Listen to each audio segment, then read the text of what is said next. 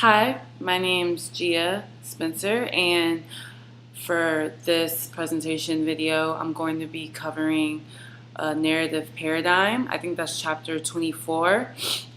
And so pretty much I'm going to be covering the basics, pretty much the whole chapter. The chapter was pretty short. And so pretty much it's a theory from Walter Fisher, and pretty much he created a contrast between the rational world of a paradigm, and so that's pretty much rooted in like the sciences, and saying that all humans are essentially rational people. And he also explains how humans are naturally storytellers, and Fisher argues that we really can't do anything, we really can't do much without it attaining to some sort of narrative of any kind. And so in this chapter, there's like a few main points that he goes over. And the first one is that, humans are storytellers. And the second is that the decisions that we tend to make are based off of essentially good reason and not proof.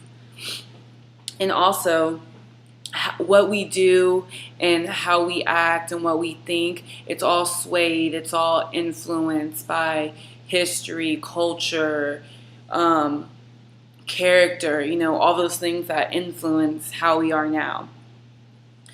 Also, our rationality depends on our coherence of the narrative. So pretty much coherence is how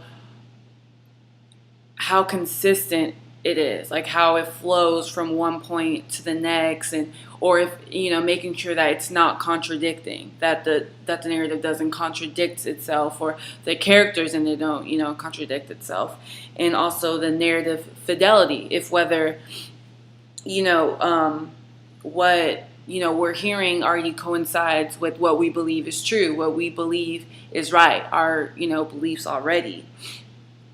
And also, last but not least, our stories are always changing. If storytelling is a part of, life, if we can't help but do it, something that we can't control, then it's always changing, it's always evolving. And also, it's part of a selective reality. So, pretty much we choose what we want to believe. Even when it comes to any type of narrative, persuading someone, we choose what we choose to believe. And so an example of this, I can think of, journalists or anyone, who writes. So, for newspapers, when there's a certain topic, they have to go out and they need to go get all the information. So you're out interviewing people, you're getting other people's perspectives, and when most people try to make a point, or most people try to make an argument, they try to be objective about it. They try not to seem as if they're swayed more to the left or more to the right. They get the information so that they have solid info, the truth pretty much. And so of course, with any journalism article or even stories that we tell, if we tell a side of a story, for something that happened, someone is bound to leave a part out. A part is bound to get left out. Someone's voice isn't being spoken or heard. And so, let's say you're about to read a news article and you've heard about what you're about to read in the news article prior to reading it. And so you've already heard the information about it. You already have your preconceived notions of what you feel is true or not. And so when you're reading this article, like I said earlier, you believe what you want. You're only going to choose to believe the part that goes with what you already know. And anything else, you just kind of ignore. It kind of, it gets left out. You don't agree with it.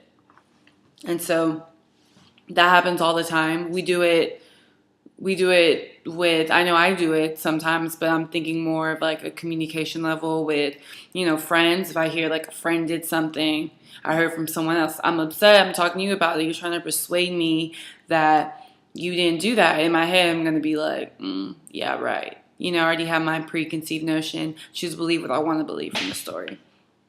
And so, in conclusion, pretty much a good narrative, people enjoy a good narrative more than a good argument.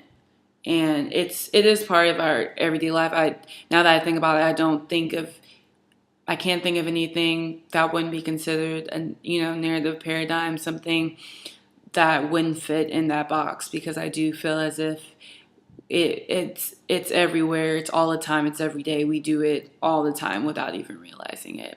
And so I hope that I helped the concept of narrative paradigm seem less confusing if you thought it was. And so that's it. Thank you.